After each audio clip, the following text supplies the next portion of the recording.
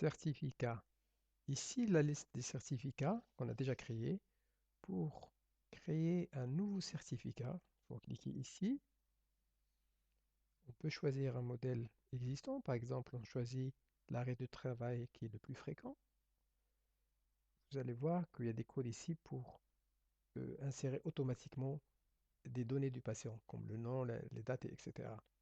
Donc, ainsi, un certificat médical, il suffit de cliquer sur le nombre de jours qu'on tape en lettres ou en chiffres, comme on veut. Ici, 5 jours. Il suffit de faire imprimer et le certificat va être imprimé avec la date du jour. On peut modifier manuellement ces dates de création et de validité.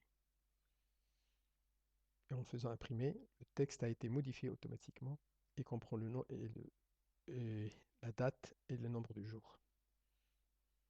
On peut créer des modèles en utilisant des codes pour qu'ils nous insèrent automatiquement les données du patient que vous voyez par exemple ici. On va les retrouver en cliquant sur ajouter par exemple un nouveau modèle.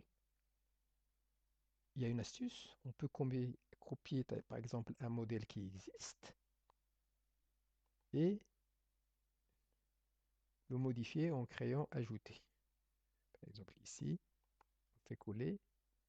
Ce n'est plus la peine de rajouter les dates et tout ça, il suffit juste de, de modifier le texte pour l'adapter et on lui donne un titre quelconque à ce modèle.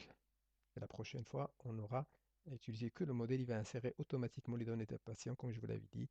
Ici, on peut taper un texte tout à fait nouveau et introduire les codes qui vont introduire automatiquement les données du patient. Pour l'instant, nous avons cette liste de codes. Donc voilà pour les certificats.